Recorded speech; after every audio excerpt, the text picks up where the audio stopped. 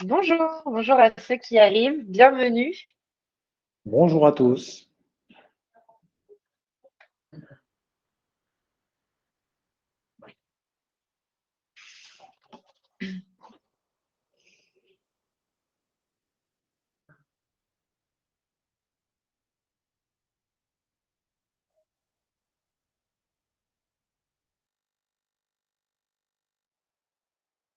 Bonjour, bonjour au nouveau, bienvenue.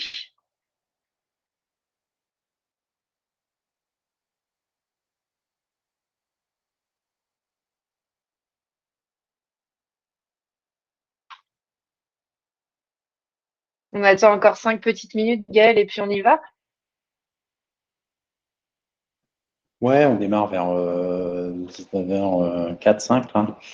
Hein? Top. Faut respecter ceux qui sont à l'heure. Il fait l'effort d'être pile poil.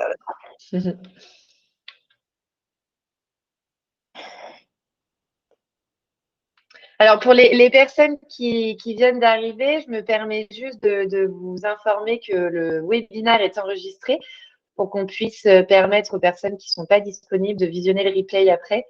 Donc voilà, juste à titre d'information, ce webinaire est enregistré. Vous avez de la chance, on ne voit pas vos têtes.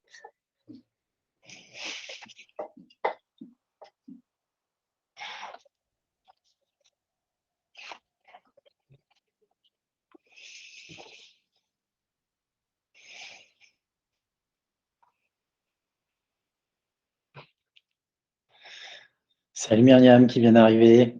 Pour une fois, tu n'as pas la parole. Tu n'as même pas le micro, tu ne peux pas parler. Voilà.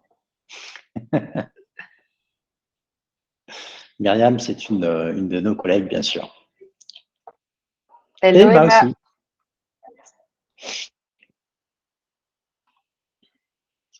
J'aime beaucoup le nom de famille de Pierre qui vient d'arriver. C'est Pierre Coucou, il est là.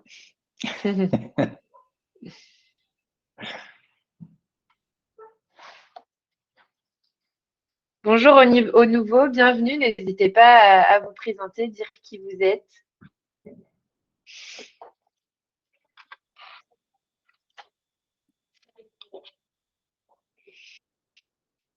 Bonjour Christophe. Bon. Bonjour.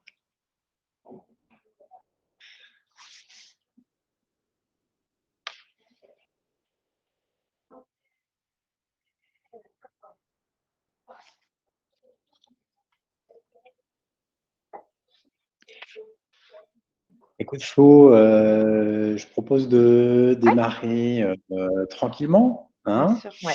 Alors déjà, bienvenue à tous. On est content de tous vous avoir pour ce troisième webinar. Alors, je ne vais pas dire qu'on est rodé, hein, loin de là. Voilà, on commence à On s'habituer s'améliore. et on est ravis de renouveler l'expérience. Voilà, donc on a choisi aujourd'hui de se focuser sur les destinations et de vous parler un petit peu de toutes ces destinations qu'on a ouvertes, tous ces beaux endroits dans le monde, et puis d'échanger avec vous, bien sûr, sur pourquoi telle et telle destination et de répondre à vos questions. Mais avant qu'on démarre, on va se présenter quand même. Ouais. Donc, écoute, Flora, je vais te laisser nous dire qui tu es et aussi d'où tu nous parles. Alors bonjour à tous, je suis Flora de l'équipe Holyworking. Alors je suis ravie de vous avoir aujourd'hui, même si je n'ai pas la chance de vous voir. Moi, je m'occupe de la communication et du marketing chez Holyworking depuis presque 3 ans. Et bon, sans vouloir vous agacer un petit peu, je vous parle actuellement du Mexique où je suis moi-même Holyworkeuse pendant 3 mois. Bon, c'est bientôt la fin, toutes les bonnes choses ont une fin. Mais voilà, j'ai la chance de vous parler en débardeur, il fait 28 degrés dehors. Je sais que c'est pas le cas actuellement en France, mais je serais ravie d'essayer de vous faire rêver un petit peu. Moi, je vous parle d'un endroit beaucoup moins exotique et beaucoup moins chaud, mais c'est une belle ville quand même, c'est Nantes. Et aujourd'hui, ce soir en particulier, il prévoit de la neige, donc gros contraste Ah! Voilà. Génial. Donc, moi, je suis le fondateur de Working. Voilà. Donc, un concept qui est né et que j'ai commencé à imaginer en 2019. D'une part parce que je suis fan de voyage et d'international et que j'adore aller découvrir le monde et que j'avais envie de le partager et de le partager de travers une manière un petit peu particulière puisque moi, toute ma vie, j'ai été chef d'entreprise dans le numérique et ma dernière boîte, tous les collaborateurs étaient en télétravail. Donc, télétravail plus international, bien mélangé, bien secoué Mm. et rebâti, ça donne Holy Working. Alors, bien sûr, on a pas mal travaillé sur le sujet pour donner naissance à ce concept et le rendre, le faire passer du rêve à la réalité. Et ça a démarré en 2020. On a créé la boîte en 2020, en fait. Et voilà, on a commencé à commercialiser et à faire parler de nous en 2021, après avoir un petit peu étoffé l'équipe pour lancer tout ça. Voilà, mais alors, avant de vous parler de toutes nos destinations, je vais quand même faire un petit rappel de ce qu'on fait chez Holyworking, de comment ça marche. Voilà, je vois qu'il y a Touli qui nous a rejoint, qui ne connaît peut-être pas d'ailleurs notre modèle. Donc, le principe de Holyworking, c'est de permettre aux salariés, donc des collaborateurs en entreprise, d'aller vivre quelques mois à l'international, dans des destinations sympas, tout en conservant leur job, en poursuivant leur mission professionnelle en télétravail. Donc nous, notre mission, elle a deux facettes. Il y a une première facette en France pour structurer, organiser, sécuriser la relation entre vous, les Holy Workers potentiels, votre société qu'on appelle la Holy Company, et nous. Et donc, on a construit un modèle juridique. C'est une vraie innovation RH, voilà, pour cadrer cette période Holy Working à l'international en télétravail. Donc, on a un contrat avec l'entreprise, un contrat avec celui qui part, et puis un avenant, contrat de travail qu'on soumet à l'entreprise. Voilà.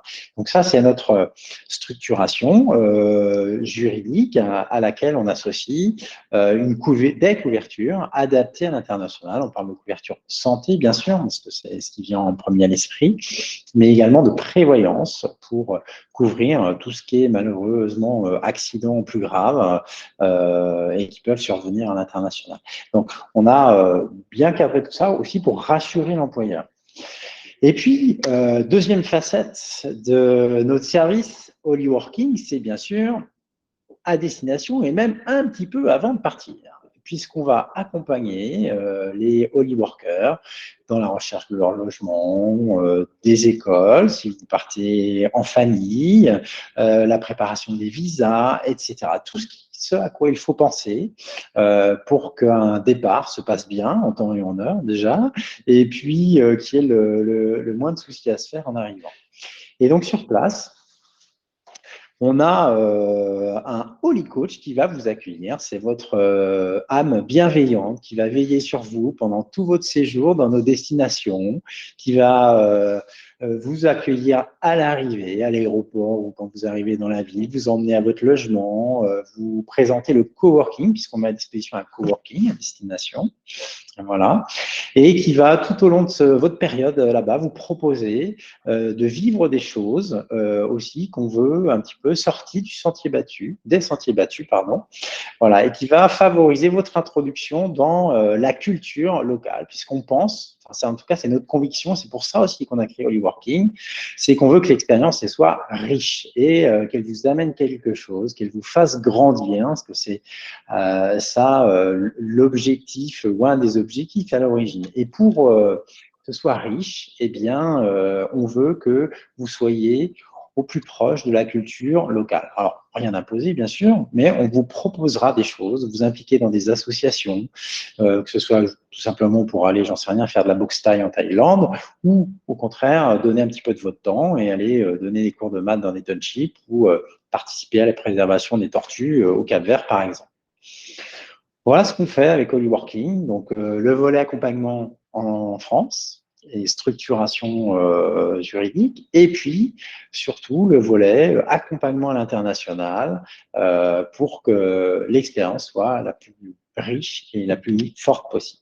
J'ai rien oublié, Florent? Non, rien du tout, tout est clair. Et je me permets juste d'ajouter que si certaines personnes ont des questions, n'hésitez pas à les poser dans le chat. Nous nous ferons un plaisir d'y répondre en fin de webinaire. Alors surtout, n'hésitez pas. Alors, avant d'attaquer les destinations, effectivement, on est sur un modèle à la fois orienté vers les entreprises, puisqu'on a au moins un RH qui s'est présenté ici, et à la fois vers les salariés, collaborateurs qui ont un projet de voyage tout en gardant leur job. Donc, c'est un petit peu une curiosité, notre positionnement, mais ça nous permet d'adresser l'ensemble des facettes et d'accompagner la démarche, y compris auprès des managers, RH et direction d'entreprise, pour expliquer le modèle, le mettre en place, puisqu'on a voulu rendre les choses simples et efficaces. Donc, on a énormément travaillé là-dessus. Voilà. Et sur la volet accompagnement, j'ai oublié de préciser, parce qu'il y a Dylan qui est là en plus, il va m'en vouloir si je ne parle pas du Holy Compagnon, qui est une petite application qu'on a développée pour accompagner votre expérience et faciliter tout ce qu'il y a à faire avant le départ. Avant le départ, en général, il y a plein de choses qu'il ne faut pas oublier. Donc, on a essayé de travailler à ce que ce soit bien carré au niveau des process. Et puis, sur place aussi, parce que l'objectif est aussi de favoriser les liens, bien sûr, avec le Holy Coach dont j'ai parlé, mais aussi avec d'autres Holy Workers potentiellement. Et puis, de connaître les bons plans locaux avec des gens locaux pour les découvrir et mieux les connaître. OK? Eh bien, je crois qu'on va pouvoir démarrer sur les destinations, parce qu'on a parlé de comment ça marche. Mais on va d'abord et continuer surtout avec les destinations où on peut partir. Donc, on en a 10 plus une qui est un petit peu particulière. Alors, on va commencer par les 10 premières. Alors, eh bien, c'est moi qui démarre et puis on va alterner avec Flora, voilà, en fonction des pays qu'on connaît le mieux. Donc, Cape Town. Alors, Cape Town, je dois vous le dire, c'est une petite destination de cœur. Pourquoi? Parce que j'y ai habité 2 ans et je crois que si Holy Working existe aujourd'hui, c'est parce que j'ai eu la chance de faire un VIE à l'époque, ça s'appelait un CCNE, en Afrique du Sud. Et outre le fait que mes parents m'ont donné le virus du voyage, je crois que cette expérience internationale a beaucoup participé à faire mûrir Holy Working. Alors, Cape Town, que vous dire sur Cape Town? Bon, Cape Town, c'est l'Afrique du Sud, c'est un pays de contraste, hein, c'est un pays de l'apartheid, mais c'est aussi le pays de Mandela, donc capable de tout et son contraire. C'est un pays de diversité. Cape Town, c'est vraiment une ville cosmopolite. Si je devais la comparer à une autre ville, je prendrais probablement San Francisco, parce qu'il y a des gens qui sont du monde entier, de toutes les couleurs, de toutes les langues. D'ailleurs, je fais une parenthèse, en Afrique du Sud, il y a 11 langues officielles, hein, il y a plein d'ethnies.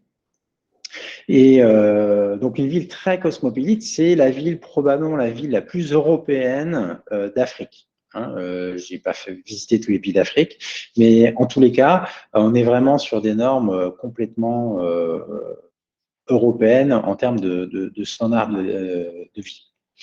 Voilà. Alors, j'ai choisi, et à chaque fois, on a choisi avec Flora 4 photos pour vous présenter la destination. Donc, si je commence par la photo du pied milieu, alors vous allez me reconnaître, je suis en télétravail à Cape Town et derrière, c'est la fameuse Table Mountain. Donc, Cape Town, c'est au bout de l'Afrique et on y voit, et encore un petit peu plus loin, je dirais à une demi-heure, 1 heure de route de Cape Town, il y a le Cap de Bonne-Espérance. Je vous ai mis une petite photo, c'est un endroit très sauvage, c'est un parc naturel, c'est magnifique, c'est le bout de l'Afrique. Il n'y a pas plus sud que ça en Afrique. Voilà. J'ai également mis une photo de plage. Alors, il y a plein de plages hein, à Cape Town. C'est un endroit où on peut aussi faire du surf. spots de kite, hein. Alors pas sur la plage que je vous montre là, c'est une plage de surf, mais il y a des plages de kite également, de windsurf.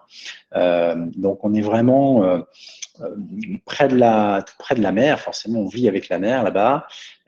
Il y a plein d'activités à faire autour de la mer, mais on est en même temps tout près de la montagne. On peut aller randonner très facilement. Il y a un téléphérique qui monte et puis c'est un parc naturel aussi en haut de la Table Mountain. On peut aller crapahuter pendant des heures. Et je vous ai mis un zèbre.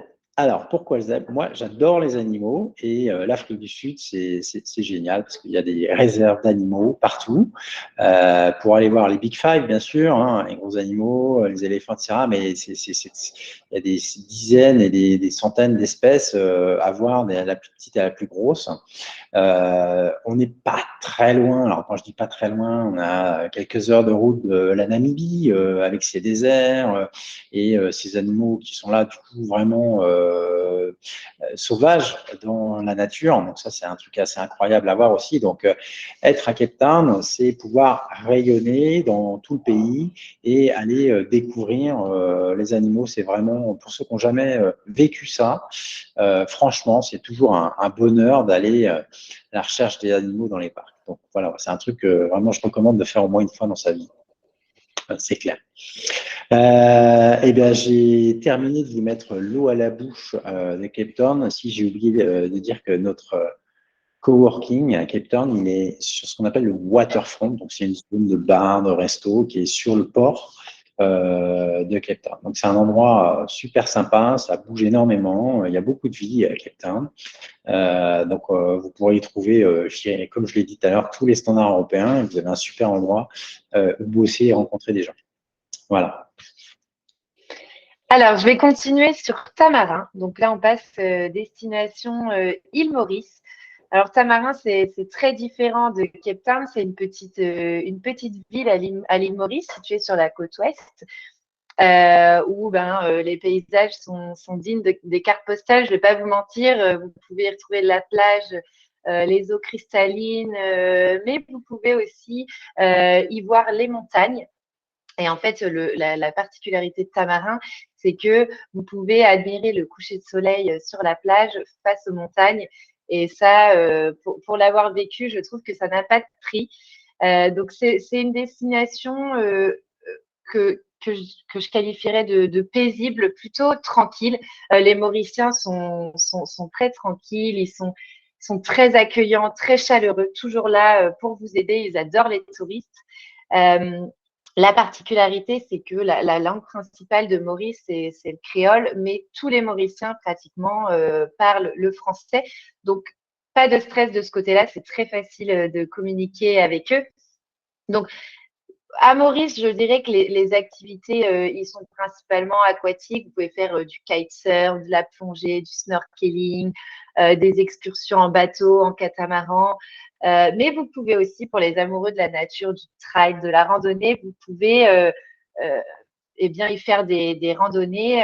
La montagne la plus connue à Maurice, c'est la montagne du Morne, et elle est très appréciée des visiteurs de l'île Maurice. Alors, vous aurez sans doute l'occasion d'y rencontrer Tess. Tess, c'est notre Holy Coach qui habite à Maurice depuis maintenant plus de 10 ans, si je ne dis pas de bêtises, qui est arrivée en tant qu'expatriée avec ses enfants. Son activité principale, j'espère que vous aurez la chance de le faire avec elle, c'est de regarder un coucher de soleil sur un catamaran, sur l'eau. C'est son activité favorite à Maurice et elle compte bien vous le partager. Donc voilà, à Maurice, vous pouvez vraiment retrouver tout type de paysages, les montagnes, les plages, la nature. Alors au niveau de la gastronomie, c'est créole. Attention aux personnes qui ne supportent pas les épices. Je le dis parce que ça peut vous surprendre, mais c'est quand même excellent et les Mauriciens seront ravis de vous faire découvrir leur gastronomie locale. Je te laisse continuer, Gaël. Bali. Bali, en Indonésie. Alors, Bali, c'est une île. C'est une île au milieu d'un très, très grand pays. C'est le troisième pays le plus peuplé au monde. Troisième ou quatrième, je ne sais plus. Enfin bref, il y a plus de 180 millions d'habitants. Et Bali, c'est l'endroit où les gens ont une religion qui n'est pas la même qu'en majorité dans le pays. En Indonésie, la majorité des gens sont musulmans. Et là, ils ont des croyances, des pratiques qui sont balinaises. Voilà, donc c'est une des caractéristiques de l'île. Ce sont des gens très croyants, mais avec plein de rites, plein de coutumes, plein de temples. Il y en a partout. Et c'est ce qui fait vraiment l'exotisme aussi de la destination, en complément du fait que les gens sont adorables. Alors certes, c'est une destination qui est touristique, hein, elle n'est pas touristique pour rien, elle est touristique parce que les gens sont super accueillants, ils sont super gentils. Voilà, c'est pour ça que j'ai voulu vous mettre un Balinais voilà, que j'ai eu l'occasion de rencontrer là-bas et qui sourit parce que c'est vraiment l'image type des gens et des Balinais que vous rencontrez. Alors, j'aurais pu aussi mettre la photo de nos coachs, puisqu'on a Dewey et Ayou, qui sont des balinaises en l'occurrence, qui auront le plaisir de vous accueillir si vous choisissez Bali comme destination.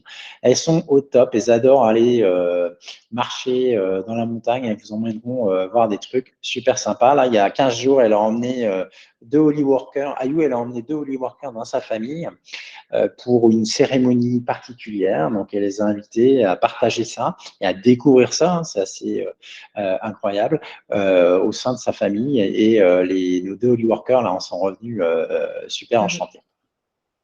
Alors, que dire sur Bali? Donc, il y a la mer. Vous voyez, je vous ai mis, on voit un scooter avec un surf dessus. Alors, une des pratiques vraiment je dirais pas pour tout le monde, mais très répandu, c'est le surf là-bas aussi. Tout le monde se déplace en scooter. C'est vraiment le moyen de transport le plus courant. Le coucher de soleil sur la mer, bon, c'est un classique, mais bon, j'étais obligé de le mettre, voilà. Et puis, je vous ai parlé des temples et j'ai mis une petite photo aussi d'une belle assiette. Qu'est-ce qu'on mange bien là-bas? C'est un truc de fou. On mange super bien. Et c'est pas trop épicé, très sincèrement, c'est pas très épicé. Voilà. Et dans la rue, vous pouvez manger des belles assiettes pour 1, 2 euros. Franchement, c'est très, très accessible. Hein. On parlera tout à l'heure des coûts de la vie. Mais c'est vrai que c'est enchanteur, même si, c'est vrai, ça reste touristique, au moins dans une grande partie, on va dire un bon quart de l'île est très touristique. L'autre partie de l'île est très naturelle, mais c'est quand même relativement grand. Voilà. Donc, vous avez de quoi trouver à la fois des ambiances très zen et beaucoup d'activités de nuit comme à Bali. Merci Gaëlle. Alors, on va continuer avec le Mexique, donc je saurais très bien en parler. Deux destinations au Mexique, deux villes très différentes dans le même pays. Donc, je vais commencer par Mérida. Mérida, je recommanderais cette destination pour les personnes qui sont plus, qui aiment plus vivre dans la ville. Mérida, c'est une très grande ville coloniale, très colorée, très locale aussi, je dirais. Vous pourrez vivre le même quotidien que les Mexicains. C'est pas forcément le cas de l'autre destination. C'est une ville très colorée, très animée. Surtout le soir, les Mexicains adorent sortir le soir, faire la fête, se réunir, manger des tacos dans la rue. Ça, c'est vraiment quelque chose à vivre. Alors, cette destination, je la conseillerais aux familles parce que c'est une destination qui est très sécurisée.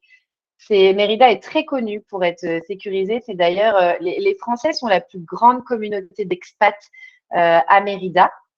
Et c'est pas pour rien, c'est grâce à la sécurité, c'est aussi grâce aux infrastructures, parce que au niveau de la santé, il y a beaucoup d'infrastructures et puis il y a beaucoup d'écoles aussi, des écoles internationales. Mais depuis peu, depuis la rentrée de septembre, il y a une école française. Alors, je crois que c'est la 6e au Mexique, mais c'est très important. Il y a une école française à Mérida depuis peu. Alors, la langue principale, c'est l'espagnol, bien sûr. Pas de stress si vous n'avez pas les bases en espagnol. Tout le monde, non, mais la plupart des Mexicains parlent anglais. Alors, bon, c'est la ville, mais vous pouvez trouver la plage la plus proche à 45 minutes de Mérida. Très belle plage. Donc, si vous souhaitez déconnecter et passer le week-end à la plage, c'est possible. Vous louez une voiture, c'est très facile d'y aller. C'est l'avantage de Mérida. Alors, la gastronomie, bon, je dois dire que j'ai pratiquement tout testé. Bon, parfois c'est épicé, vous avez compris, c'est un petit peu le risque pour moi, c'est que tout est épicé, mais c'est quand même très bon, c'est très riche. Vous n'allez pas au Mexique si vous voulez faire un régime, c'est pas possible. Mais il y a vraiment tout. Vous pouvez manger un tacos pour 1 € et vous en sortir pour entre 5 et 10 € le repas. Alors surtout, le conseil que je vous donnerais, c'est de risquer d'aller dans les petits stands, dans les rues. Ça peut paraître un petit peu inquiétant, mais au final, c'est là qu'on trouve les meilleurs tacos. Et c'est d'ailleurs là que sont tous les locaux. À Mérida, vous pouvez trouver plein de cénotes à une demi-heure comme à 2 heures de route. Vous louez une voiture et vous pouvez explorer tous les environs. Je vous ai mis une photo d'une cénote, justement. C'est juste magnifique. L'eau est un peu plus fraîche qu'en mer, mais c'est vraiment une chose à faire, je pense. Ça fait partie des indispensables. Je continue avec Playa del Carmen. Donc, Playa del Carmen, où je me trouve, c'est très différent de Mérida. Playa del Carmen, c'est situé dans les Caraïbes. Donc, encore une fois, c'est des paysages dignes de carte postale. C'est une destination farniente, les pieds dans l'eau. L'eau y est très chaude. C'est des eaux turquoises, des sables blancs, des palmiers. J'avoue que c'est très agréable à y vivre. Alors, c'est forcément plus touristique que Mérida. C'est une destination très prisée des digital nomades. Vous allez pouvoir rencontrer beaucoup d'Américains et de Canadiens parce qu'en fait, c'est une ville très cosmopolite, plus cosmopolite qu'à Mérida. Mais c'est génial de rencontrer des gens du monde entier, justement. Alors, à Playa del Carmen, ça va être principalement aquatique aussi. Vous allez la plongée, c'est Cozumel, une petite île à côté de Playa del Carmen, est l'un des plus beaux spots de plongée au monde. J'ai eu la chance de plonger plusieurs fois à Playa del Carmen et c'est vraiment un petit paradis sous-marin, c'est à faire. Et snorkeling, c'est pareil, si vous avez peur de plonger, les sorties bateau, c'est vraiment magnifique. Je vous le recommande. Et puis pareil, des cénotes qui sont situées seulement à 20 minutes de Playa del Carmen en bus. C'est magnifique. Il y a beaucoup de locaux qui s'y rendent le week-end pour passer le week-end en famille. Voilà, c'est vraiment une destination que je pourrais vous en parler des heures parce que ça fait un petit moment que j'y suis. C'est vraiment. Grillé ton timing d'ailleurs. Comment? Tu as grillé ton timing d'ailleurs. Pardon, j'arrête. Je pourrais vous en parler si vous voulez en privé si ça vous intéresse. Je te laisse la main, Gaëlle. Pardon. Non, mais je ne suis pas jaloux, hein, t'inquiète pas. Le Cap-Vert, océan Atlantique, au large du Sénégal. Le Cap-Vert, c'est un petit État africain, hein, 500 000 habitants, c'est pas beaucoup.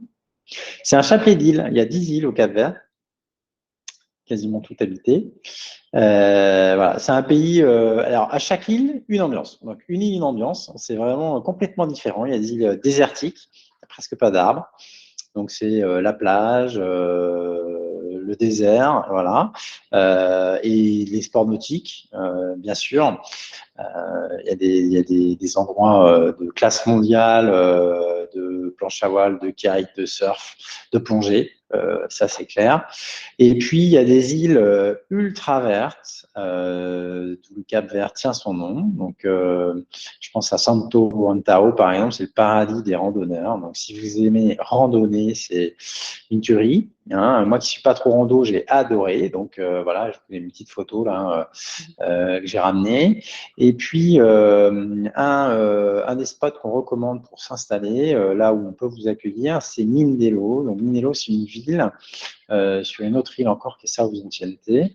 Et vous savez que le Cap-Vert, c'est le pays de Césaria Evora et la musique, elle est partie. On dit au Cap-Vert d'ailleurs qu'il y a un musicien dans chaque famille. Et très franchement, je le crois parce que à Mindelo, il y a de la musique partout et on sent que il y a une joie de vivre. Mais c'est zen. C'est un pays zen, le Cap-Vert.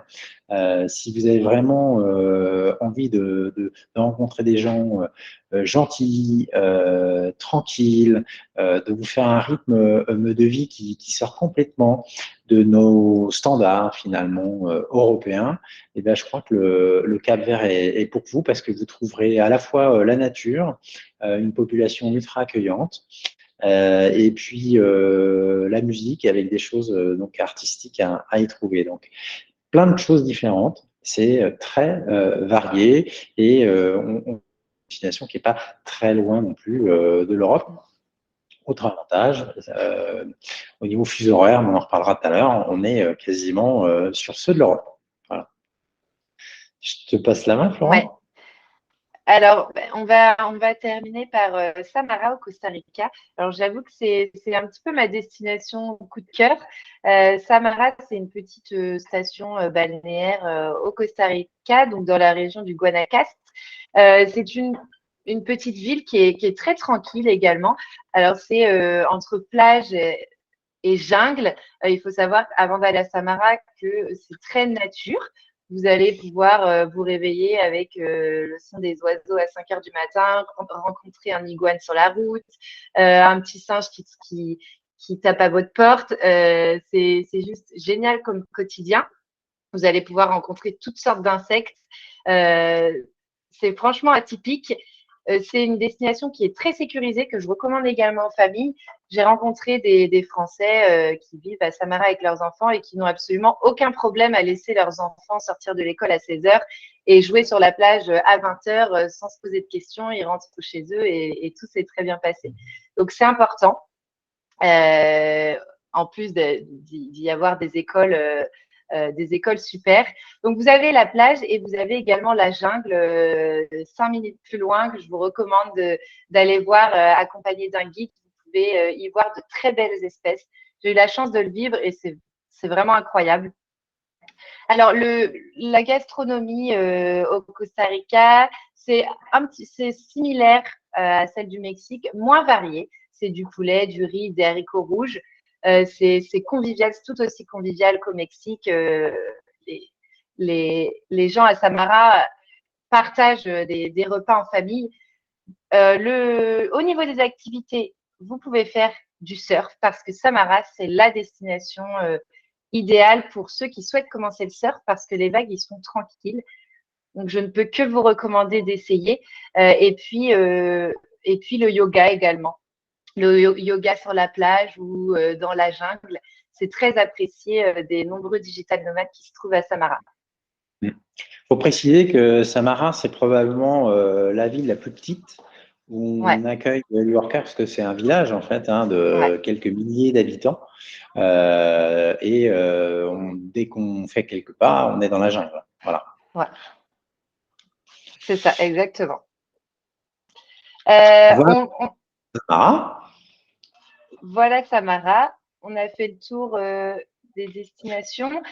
Simplement rajouter qu'on vous a présenté les principales destinations, mais on n'oublie pas le Canada, le Brésil, le Maroc et Madagascar. Peut-être que tu peux faire une petite parenthèse, Gaëlle, sur Madagascar. Ouais. Alors, si vous voulez qu'on développe, on a choisi en fait des destinations, voilà, parmi nos favorites, on va dire. Maintenant, effectivement, on a Maroc, Canada, Brésil et Thaïlande qui Et sont Thaïlande, pardon. pays ouverts avec Working, dont on peut vous parler. Donc, s'il y a une des destinations en particulier, on n'est pas en très bon comité. S'il y a une destination que vous voulez qu'on développe, vous le mettez dans le chat et puis on vous donnera notre ressenti, notre vécu de la destination. Voilà. Je vous ai dit tout à l'heure qu'il y avait une 11e destination qui est un petit peu particulière, mais dont on est très fiers, c'est Madagascar. Vous l'avez compris, avec Hollyworking, on emmène son job sous le bras et on va continuer à télétravailler à distance. Donc on change le cadre, mais pas son mode, pas son job, pas son activité professionnelle. À Madagascar, on a construit une offre particulière qui associe mécénat de compétences, donc c'est-à-dire votre implication dans la vie associative d'une association qui s'appelle ABC Domino sur place, à globalement à hauteur de 50% de votre temps, et la poursuite de votre mission professionnelle à hauteur de 50% du temps. Donc, c'est une association qui est située dans le sud-ouest de Madagascar. Donc là, on est vraiment dans la brousse, qui œuvre à installer des écoles, former des professeurs, donc des écoles, des collèges, des lycées, voire même maintenant une formation post-bac dans l'IT. Donc, c'est une expérience exceptionnelle pour aider les populations locales. Il y a plein de choses à faire, hein. Il ne suffit pas juste d'être… pas forcément besoin d'être prof, parce que il y a plein de compétences qui sont cherchées pour aller, si vous souhaitez vous impliquer dans un vrai projet humanitaire associatif. Voilà. Donc, on est très fiers de ça. On a l'ambition, on le souhaite en tout cas, de multiplier un petit peu ces programmes à travers le monde avec un appui à des associations dans des pays, effectivement, auprès desquels on peut apporter un vrai soutien quand on y est pour plusieurs mois. Merci Gaëlle. On peut continuer sur le sujet du coût de la vie dans chaque destination. Alors, si tu peux, Dylan, juste revenir en arrière. On en parle parce que c'est important. La majorité de nos destinations présentent un coût de la vie moins élevé qu'en France. C'est un réel avantage. Mais j'aimerais insister, par exemple, sur le Costa Rica où beaucoup de personnes pensent que le Costa Rica, c'est comme le Mexique ou un autre pays en Amérique latine. La vie y est peu chère. Eh bien non, le Costa Rica a un coût de la vie qui est similaire à la France et surtout en période l'été, enfin la saison sèche à partir de janvier, où le coût de la vie peut y être cher. C'est le cas aussi du Canada, bien sûr, où pareil, le coût de la vie est similaire à celui de la France. Mais sinon, les destinations que l'on propose permettent tout de même un pouvoir d'achat plus élevé que celui que vous aurez en France. Et surtout, ça vous permettra de profiter sur place parce que c'est aussi le but, c'est de pouvoir explorer en long et en large le pays. Alors, on vous a mis des petits exemples pour que vous vous rendiez compte, c'est plus simple. Des exemples de logements. Alors, par exemple, Bali. Ouais, il faut savoir que pendant une expérience au working, clairement, le budget principal, c'est, en dehors du ticket d'avion, c'est le logement. Donc, Ouais. le coût principal sur place, ça reste quand même le logement. Voilà. Donc, Bien on sûr. commence par le moins cher qui est Bali, effectivement, où là, on peut trouver des logements type studio sympa dans résidence à partir de 350 euros. Alors, quand je dis résidence, vous avez accès à la piscine dans la résidence, hein. Donc, voilà, ça commence à être chouette. Et puis, dès un peu plus de budget, là, pour 1000 euros, vous avez une super villa, comment, pour un mois. Avec piscine à débordement. Alors, il y a une bonne question d'Audrey sur la comparaison du coût de la vie par rapport à Paris ou une moyenne des villes en France. On est plutôt sur une moyenne, on a mis des chiffres macro. Alors, c'est évident que quand on arrive avec un référentiel parisien, on va encore tout trouver moins cher, évidemment. Voilà. Mais c'est juste pour donner les ordres de grandeur. Là, on est en train d'afficher l'Indonésie. Si on va à la slide suivante, on est dans quel pays? L'Afrique, Costa Rica. Costa Rica, on en parlait, je te laisse en dire un mot. Ouais. Eh bien, je vais revenir sur ce que je disais. Vous pouvez vous rendre compte qu'un petit studio, alors c'est dans le centre, hein, vous n'avez pas besoin de louer de voiture ou de vélo, vous êtes à proximité de tout, mais bon, en janvier, à partir de janvier, par exemple, il faut compter tout de même 900 euros pour un studio à Samara. Donc, c'est important, il faut le prendre en compte. Je pense que c'est important de le savoir. Alors, il y a l'Afrique du Sud, peut-être que Gaëlle t'en parlera mieux que moi. Ouais, globalement, dans la majorité des pays, il faut compter un budget à minima de 500 euros pour se loger, quoi, à peu près.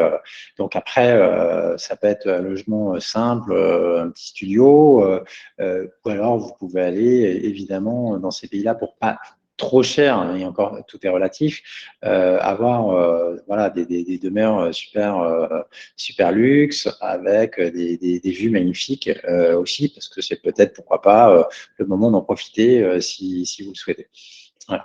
Donc en Afrique du Sud, ouais, on peut se loger à partir de 500-600 euros, on va dire sur Cape Town, plus ou moins éloigné. C'est comme d'habitude, hein, plus vous êtes downtown, centre-ville, il y a certains quartiers qui sont plus chers que d'autres en plus, mais dès qu'on s'éloigne un petit peu, c'est moins cher, forcément.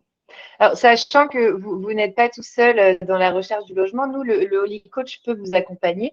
Ce qu'on aime bien, c'est que vous échangez en amont si vous avez des attentes particulières. Et puis, le Holy Coach peut vous mettre en relation avec des locaux sur place en fonction de ce que vous recherchez. Donc, vous n'êtes pas tout seul, on peut vous accompagner sur cette partie. Et puis, je vois l'heure qui tourne, Gaëlle. Ah ouais, Peut-être parce qu'on est bavard, on est bavard. peut-être Faut qu'on qu'on peut, laisse la on place peut aux questions. terminer par les fuseaux horaires, un point important.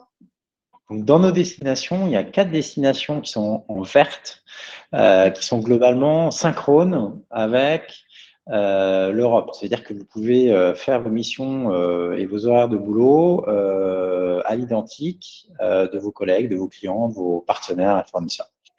Et puis, il y a des destinations où là, on est plus sur un biseau d'une demi-journée. Je pense à la Thaïlande et l'Indonésie. Et encore, il y a des fois, il faut se lever tôt ou se coucher tard, ça dépend. Voilà. Toi, Flora, au Mexique, Euh, tu as pris un rythme. Vas-y, je vais pas expliquer comment tu ouais. gères tes journées. Alors, à Playa del Carmen, il y a moins 6 heures. Moi, j'ai décidé, alors, parce que c'était important pour moi et parce que c'était aussi un souhait, c'est quelque chose qu'on a évoqué en équipe avant mon départ, mais l'idée, c'était de pouvoir télétravailler au maximum en commun avec le reste de l'équipe. Donc, moi, j'ai choisi de me lever tôt, donc de commencer à 5 heures ou 6 heures du matin ici.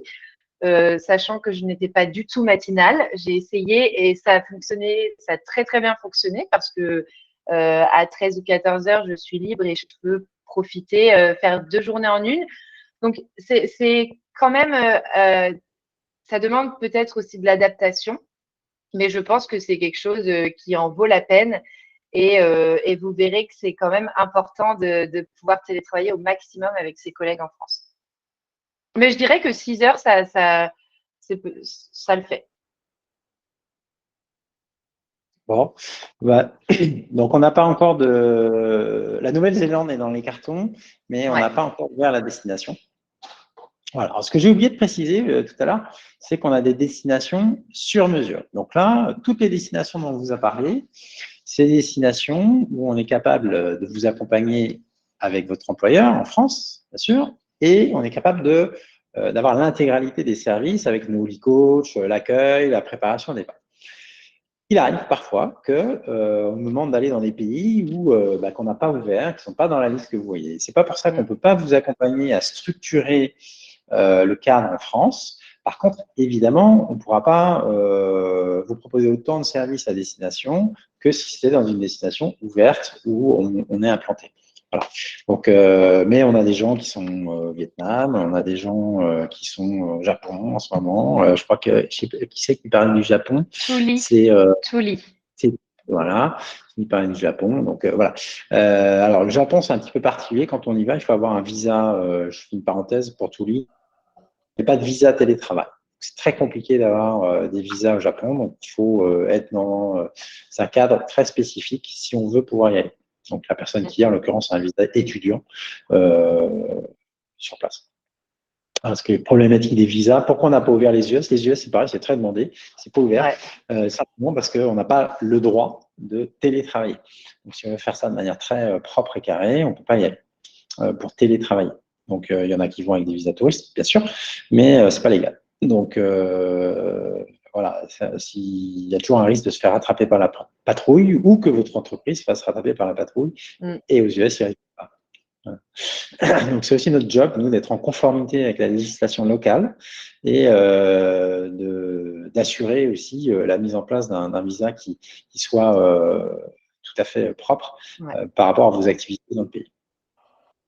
On a des Holy Workers en sur-mesure au Vietnam, en Inde, au Japon, comme tu le disais, Gaëlle. C'est possible, oui, en fonction de votre projet, de vous accompagner si les conditions d'immigration le permettent, comme le disait Gaëlle. Et depuis le début du mois, alors, c'est pas en Guinée-Conakry, ça y est, j'ai perdu. Ouais, ça va me revenir. Désolé. On a une Holy Workeuse qui est partie au 1er décembre là, sur un territoire africain. Alors, il y a une autre question à laquelle on n'a pas répondu. Oui. C'est tout dit aussi. Comment trouvez-vous vos Holy Coach? Bon, déjà, ils sont tous bien, nos Holy Coach. Alors, on les trouve, bien sûr, on a des critères pour nos Holy Coach. On veut qu'ils soient qu'ils aiment la culture du pays dans lequel ils sont et qu'ils aient envie de la faire partager. Ça, c'est un élément clé, c'est qu'ils soient amoureux du pays, qu'ils soient natifs ou pas, idéalement natifs, mais on a des Français, je pense qu'on vous a planté, des Belges, et, bref, toutes les nationalités. Mais il faut qu'ils soient amoureux, qu'ils aient envie de partager, de vous faire partager le pays quand vous arrivez. Donc ça, c'est vraiment le critère principal qu'on vous demande. En Gambie, me dit Myriam. Merci Myriam de me souffler. Voilà. Alors, quelles sont les bonnes destinations pour apprendre l'anglais? Alors, peut-être que Gaëlle, tu vas pouvoir témoigner, tu as du vécu. Ouais. Alors, dans les destinations purement anglophones, on a l'Afrique du Sud, bien sûr. On a le Canada, bien sûr. Et je crois que c'est tout en purement anglophone, Ouais. en destination d'ouverte pour le moment. Voilà. Donc, c'est les deux choix qui s'offrent à vous si vous voulez vraiment des natifs anglophones. Alors, il y a des pays où on parle plus ou moins couramment anglais, hein, sinon, ça c'est sûr. Mais en tout cas, en natif, c'est nos deux destinations. Est-ce qu'il y a d'autres questions Vous avez été super sage, hein. On ne vous entend pas, vous êtes normal, on a coupé les micros, mais n'hésitez pas à réagir sur le chat.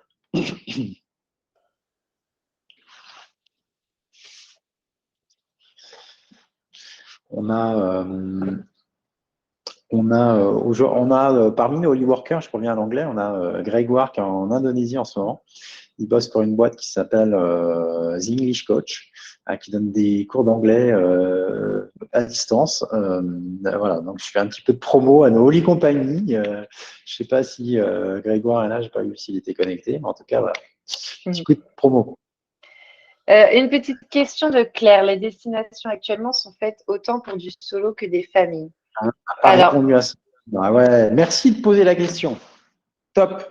On n'a pas bien parlé des familles, effectivement. Oui, il y a des destinations. Alors, on s'occupe des familles comme des solos ou des couples. Donc ça, c'est premier point. Et si vous partez en famille, on va travailler, on va vous aider à organiser aussi l'accueil de vos enfants, en particulier, bien sûr, sur la scolarité.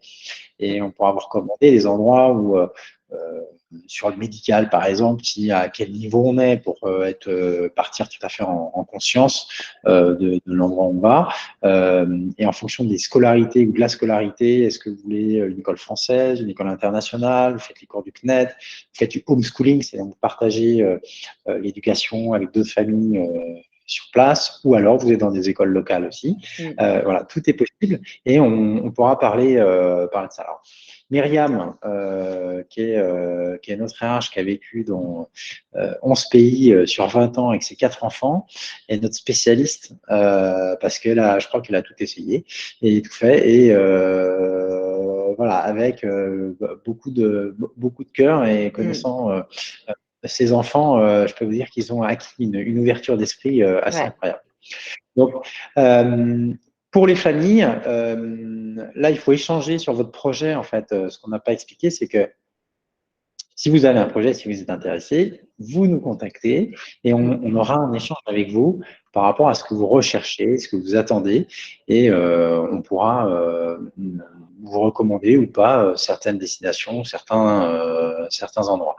Mais je dirais qu'on a eu des familles en Thaïlande, en Indonésie, le Cap-Vert aussi, c'est un bon endroit pour les familles. Donc, enfin, je dirais il n'y a pas de mauvais endroits ou de bons endroits, en fait. Tout dépend de ce que vous avez envie d'y trouver.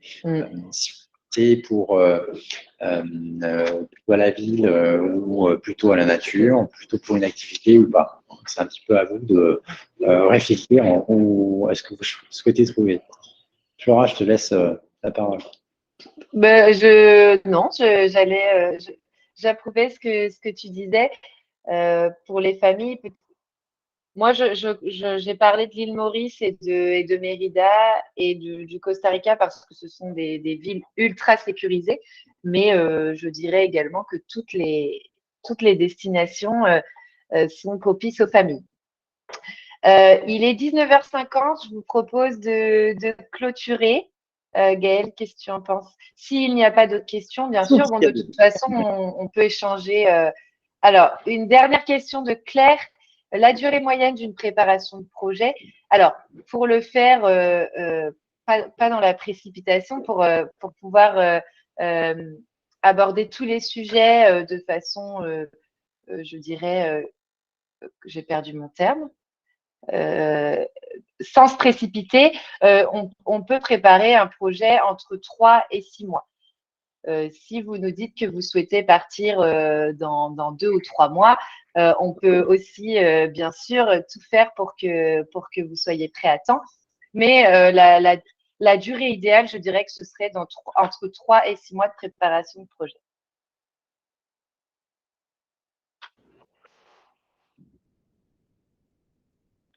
J'espère avoir répondu à votre question, Claire.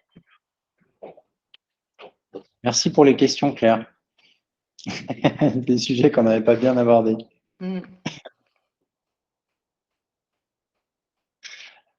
En tout cas, on est à votre dispo, Flora, Myriam, Antoine, Céline, moi. Voilà. N'hésitez pas, passez-nous un petit mail, remplissez un formulaire ou autre. Voilà. On peut vous mettre nos numéros de téléphone, d'ailleurs, je vais mettre le mien. Comme ça, vous pourrez nous appeler en direct, n'hésitez pas. Voilà, on est là pour ça. On adore discuter des projets, de vos projets, vous qui voulez partir. Donc, ça nous fera plaisir.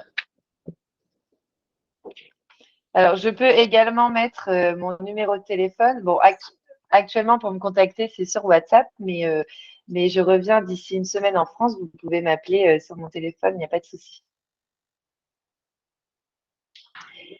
Eh bien, je vous propose de clôturer. Merci à tous pour votre présence et votre intérêt.